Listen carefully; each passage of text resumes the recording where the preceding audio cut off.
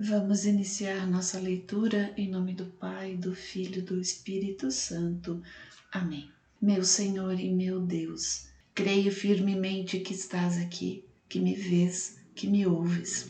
Adoro-te com profunda reverência. Peço-te perdão dos meus pecados e a graça para fazer com fruto este tempo de oração. Minha Mãe Imaculada, São José, meu protetor, anjo da minha guarda, intercedei por mim. Envia teu Espírito Santo para que eu compreenda e acolha tua santa palavra, que eu te conheça e te faça conhecer, te ame e te faça amar, te sirva e te faça servir, te louve e faça louvar por todas as criaturas. Faze, ó Pai, que pela leitura da palavra os pecadores se convertam, os justos perseverem na graça e todos consigamos a vida eterna. Amém. Livro de Esther. Do capítulo 1, versículo 1 ao capítulo 3, versículo 15. O banquete de Assuero. No tempo de Assuero, que reinava desde a Índia até a Etiópia sobre 127 províncias, naqueles dias em que ele ocupava o trono real de Susa, sua capital, no terceiro ano de seu reinado, deu um banquete a todos os cortesãos e a seus servos. Tinha reunido em sua presença os chefes do exército dos persas e dos medos, os príncipes e os governadores das províncias, para fazer manifestação da riqueza e do esplendor de seu reino, da rara magnificência de sua grandeza durante um tempo considerável, a saber, 180 dias. Passado esse tempo, o rei ofereceu a toda a população de Susa, a capital, desde o maior até o menor, um banquete de 7 dias no pátio do jardim junto ao palácio. Cortinas brancas de algodão e de púrpura violeta, presas por cordões brancos e purpúreos, a anéis de prata e a colunas de mármore. Leitos de ouro e prata sobre um pavimento de pórfiro, de mármore branco, de nácar e pedra preta. Bebida servida em copos de ouro de variadas formas. O vinho real em abundância oferecido pela liberdade do rei. Bebia-se sem ser importunado por ninguém, segundo uma ordem do rei, porque ele tinha recomendado a todos os chefes de sua casa que deixassem cada um proceder como lhe agradasse. Por sua parte, a rainha Vaste ofereceu o banquete das mulheres no palácio do rei Assuero. Desgraça da rainha Vaste. No 7º dia, o rei, cujo coração estava alegre pelo vinho, ordenou a Malman, Bazata, Arbona, Bagata, Abgata, Zetar e Carcar, os 7 eunucos a serviço junto de Assuero, que trouxessem à sua presença a rainha Vaste, com a diadema real, para mostrar ao povo e aos grandes toda a sua beleza, porque era formosa de aspecto.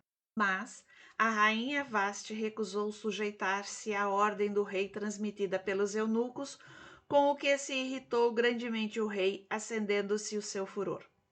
Consultou os sábios versados na ciência dos tempos, porque os assuntos reais eram tratados desse modo com júris consultos, e os mais considerados eram Carzena, Setar, Admata, Tarsis, Maris, Marzena e Memucan, 7 príncipes da Pérsia e da Média, que contemplavam a face do rei e ocupavam o primeiro lugar no reino. Que lei, disse ele, se deve aplicar à rainha Vaste, por não ter obedecido à ordem que o rei Assuero lhe transmitiu pelos eunucos? Não foi somente em relação ao rei, respondeu Memucan, que se comportou mal a rainha Vaste, mas também em relação a todos os príncipes e os povos das províncias do rei Assuero. Porque o proceder da rainha será conhecido de todas as mulheres e as incitará a desprezar seus maridos. Dirão: o rei Assuero tinha mandado trazer à sua presença a rainha Vaste, mas ela não quis vir. Daqui em diante, as senhoras da Pérsia e da Média, sabendo da conduta da rainha, responderão do mesmo modo a todos os grandes do rei, e disso resultará por toda parte desprezo e irritação.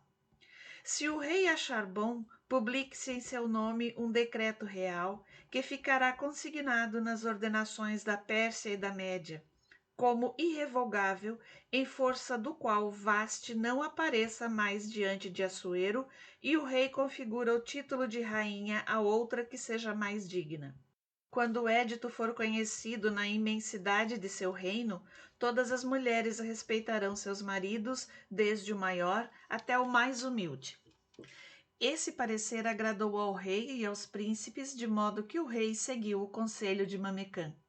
O rei expediu cartas para todas as províncias reais, a cada uma em sua escrita e a cada povo em sua língua própria.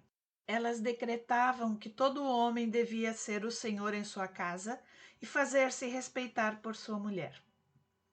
Ester escolhida para ser rainha. Quando, pouco depois, a cólera do rei se acalmou, pensou em Vasti, no que ela tinha feito e na decisão que tomara a respeito dela.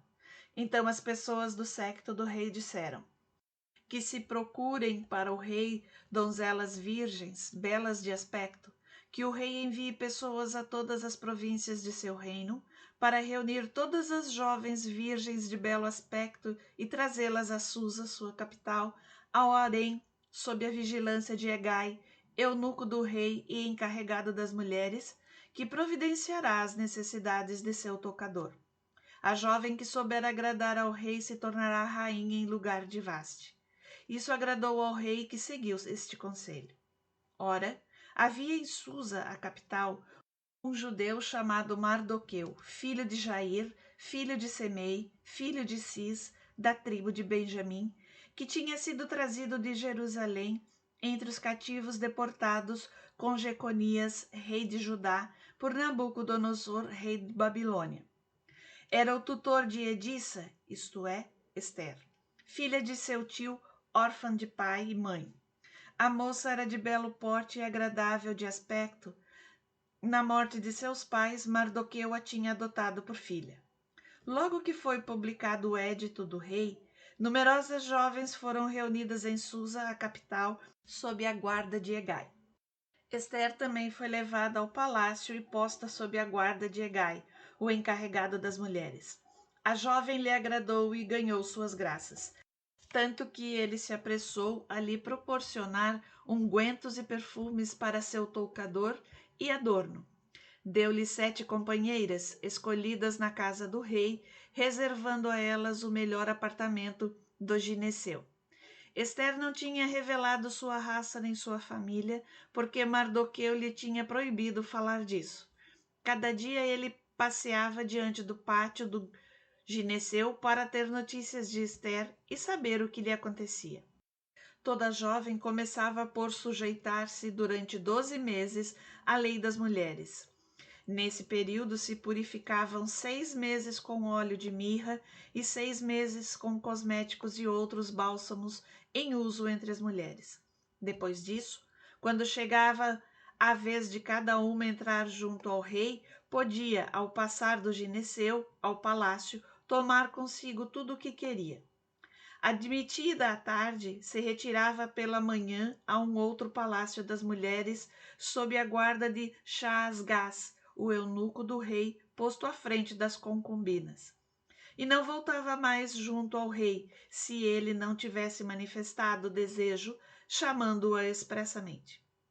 Chegou a vez de Ester entrar junto ao rei. A filha de Abigail, tio desse Mardoqueu que a tinha adotado por filha, não pediu nada além do que lhe foi dado por Hegai, eunuco do rei encarregado das mulheres. Mas ela ganhava as boas graças de todos os que a viam. Foi levada junto ao rei Assuero a seu palácio. Era o 10º mês, mês de Tebete, do ano 7º de seu reinado. O rei amou-a mais que todas as outras mulheres, e ganhou ela as graças e o fervor real mais que todas as demais jovens.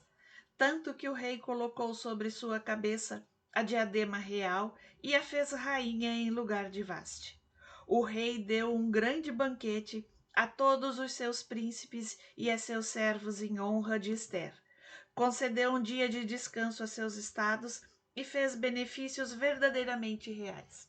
Revelada a conspiração contra o rei. Na segunda vez que reuniram as jovens, Mardoqueu se achava sentado à porta do rei. Obedecendo à proibição de seu tutor, Esther não tinha revelado nem sua família, nem sua raça. Obedecia ainda a Mardoqueu, como quando estava sob a sua tutela. Naquele tempo, pois, Mardoqueu se sentava à porta do palácio. Ora, 2 eunucos do rei, Bigtã e Tares, guardas da entrada, cedendo ao ressentimento, pensaram levantar sua mão contra o rei. Mardoqueu o soube e deu parte à rainha Esther, e esta o referiu ao rei da parte de Mardoqueu. Examinando o assunto e reconhecido como certo, foram os 2 eunucos suspensos numa forca, e se consignou o fato nas crônicas em presença do rei. Ódio de Amã contra Mardoqueu. Depois desses acontecimentos, o rei Assuero elevou em dignidade Amã, filho de Amedata, o Agagita, e lhe deu um lugar acima de todos os grandes que o rodeavam. Todos os servos do rei que estavam à sua porta dobravam o joelho e prostravam-se diante de Amã por ordem expressa do rei. Entretanto, Mardoqueu não queria nem dobrar o joelho nem prostrar-se. Porque, pois, lhe diziam os servos que estavam à porta real, desobedeces assim a ordem do rei? E como lhe repetissem isso todos os dias sem que ele fizesse conta, denunciaram-no a Amã para ver se esse Mardoqueu persistia em sua resolução, pois ele lhes havia dito que era judeu. Amã viu que Mardoqueu não queria nem inclinar-se, nem prostrar-se diante dele, e isso o pôs em cólera. Mas teve em pouco vingar-se só de Mardoqueu, cuja raça conhecia, e procurou um meio de exterminar a nação de Mardoqueu, todos os judeus do reino de Assuero. No primeiro mês, chamado Nisã, do ano do 10º do reinado de Assuero, foi lançado o Pur, isto é, a sorte, diante de Amã, para cada dia e para cada mês, até o 12º mês, isto é, Adar. Então Amã disse ao rei Assuero: há em todas as províncias do teu reino uma nação dispersa e separada das outras. Suas leis são diferentes das dos demais povos e se nega a observar as leis do rei. Não convém aos interesses do rei deixar essa gente em paz. Se ao rei lhe parece bem, dê-se ordem de fazê-los perecer, e eu pesarei 10.000 talentos de prata nas mãos dos funcionários, para que os recolham ao tesouro real. Tirando o anel de seu dedo, o rei entregou a Amã, filho de Amedata, o Agagita, o opressor dos judeus. Eu te entrego, lhe disse, esse dinheiro e ao mesmo tempo esse povo. Faze dele o que quiseres. O édito contra os judeus. No dia 13 do primeiro mês foram convocados os escribas reais. Foram escritas pontualmente todas as ordens do rei aos sátrapas do rei, aos governadores de cada província e aos príncipes de cada nação, a cada província segundo sua escritura e a cada nação em sua língua própria. O édito estava assinado com os nomes de Assuero e levava o selo real. Foram expedidas cartas por correios para todas as províncias do rei, a fim de destruir, matar e exterminar todos os judeus, jovens, velhos, crianças e mulheres, num só dia, no dia 13 do 12º mês, chamado Adar, e a fim de entregar ao saque os seus despojos. Uma cópia do édito que devia ser promulgado em cada província foi enviada a todos os povos para que todos estivessem preparados para o dia marcado. Por ordem do rei, os correios partiram a toda pressa. O édito fora publicado primeiro em Susa, a capital, e enquanto o rei bebia acompanhado de Amã, a consternação reinava na cidade de Susa.